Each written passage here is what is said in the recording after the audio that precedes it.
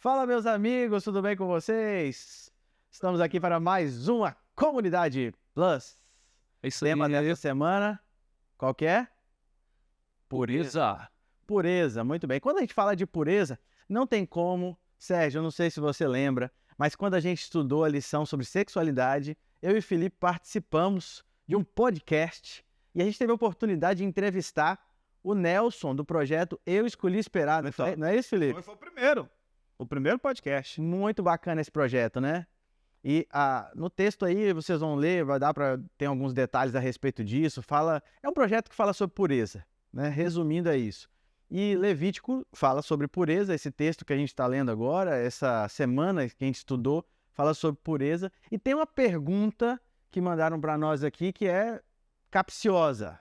Vamos ouvir, produção? Só com o meu advogado. Joga na tela. Fala, pastor, uma pergunta. Os pecados na área da sexualidade, eles são piores para Deus? Eita, começou quente. Rapaz, começou bem. Serginho, responde, filho. Olha aí, olha, como você é o mais experiente aqui. Então, a Bíblia muitas vezes apresenta o tema da sexualidade assim como um tema extremamente importante e, ao mesmo tempo, Deus nos convida para uma pureza. É claro que o pecado da sexualidade, muitas vezes, ele pode se tornar uma porta aberta, melhor dizendo, né, para outras práticas piores do que aquelas, né? E sem falar que vai causando uma degradação mesmo ali da pessoa como ser humano, daquilo que ela valoriza mesmo ali. Então, de fato, os pecados da área sexual, eles afetam, né, não apenas a questão espiritual, mas afetam também ali a questão emocional, desestrutura a vida da pessoa também, torna os relacionamentos assim muito descartáveis, né, às vezes assim, e o corpo se torna um objeto, né? Sim. Talvez por isso que Deus considera com seriedade esse tema, né? Não que os pecados na área da sexualidade sejam piores ou sejam mais pecados, porque pesar pecado é um negócio complicado, né? Falar assim, não, esse pecadinho é pecadão. É pecado. Mas existe essa questão de ofender a Deus, não é isso, Felipe? Eu acho assim que uma coisa que nos falta quando a gente pensa nessa questão, por que a igreja fala tanto da sexualidade e tal, pá? Primeiro, a sexualidade é uma forma da gente imitar a Trindade. Porque quando a gente vê Deus criando o ser humano, ele fala, façamos o homem igual a nós, né? No momento que homem deixa pai e mãe, se essa mulher se torna uma só carne, a gente tem a mesma experiência de dois que são um, que a Trindade tem, que é três em um. Um só coração, um só propósito. Então, dentro da vida terrena, Deus ele desejava que a sexualidade fosse vivida dentro de limites, certo?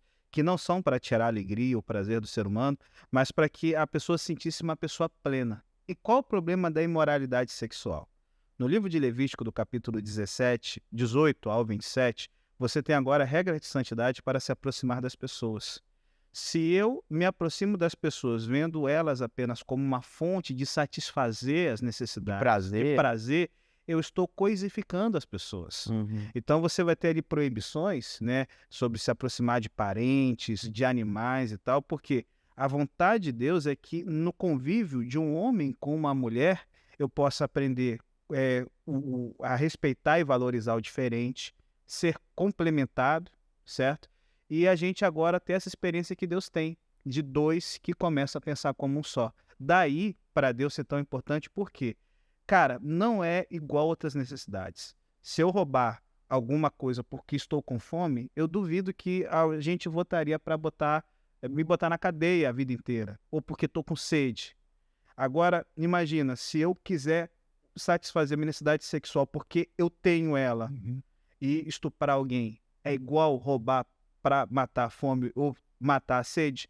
Não, porque há algo mais. Sem falar, né, Felipe, que isso muitas vezes acaba desenvolvendo cada vez mais o egoísmo, né? A gente vê as pessoas assim buscando uma satisfação pessoal, não tá nem um pouco interessado no outro, né? Normalmente quando se trata ali da impureza sexual, tá muito relacionado nisso. Eu olho o outro como um objeto e eu busco sempre satisfazer as minhas vontades, os meus desejos, do jeito que vier, né? Do jeito que eu desejar ali, de certa forma, realizar aquilo, e aí o outro se torna um objeto, eu estou satisfazendo o meu egoísmo, não estou nem um pouco preocupado ali com o bem-estar do outro ali, emocional, o que quer que seja, né? Simplesmente usar mesmo. Usar e depois, se eu não gostar mais, se eu não quiser mais, troco ali, vou buscar outro ali, troco também, vou buscar outro, e aí vai perdendo cada vez mais a essência e o valor da vida, né?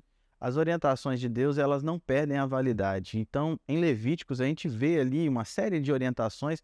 Algumas tinham sua razão específica sanitária para a época e tudo mais, mas várias dessas orientações têm princípios que se aplicam hoje à mesma realidade. E nós precisamos buscar, como o Levítico fala, a pureza. A gente precisa ser puro em pensamentos, em ações, e na área sexual, essa pureza precisa ser buscada por todo mundo. A gente está falando com uma galera que a maioria é solteira, né? A maioria de 16, 17 anos, a juventude solteira. Mas e os casados? Os casados também precisam ser puros? Sim, pelo seguinte, pastor, eu acho que o problema é que a gente confunde o que é pureza. Quando na bem-aventurança Jesus fala, bem-aventurados os puros de coração, porque eles verão a Deus, pureza envolve você começar a ver Deus como Ele é e a ver as coisas da forma como Deus vê. Então, a ideia de pureza da Bíblia é o seguinte: as intenções são boas, as intenções são nobres, as intenções são abnegadas.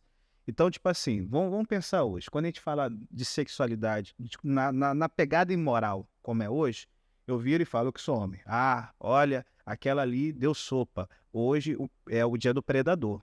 Tô indo para caça. Pô, é legal quando você é o leão, quando você é a leoa. Agora, quando você é a presa, alguém está perdendo para você ter prazer, para você usufruir.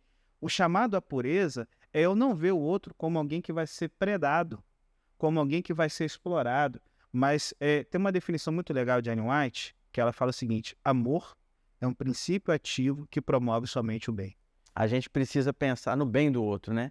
A gente precisa pensar em pureza pensando no bem do outro, na pureza do outro, na nossa pureza e na pureza do outro também, né? Agora deixa eu contar um caso para vocês. Esse negócio de escolher e esperar, tem gente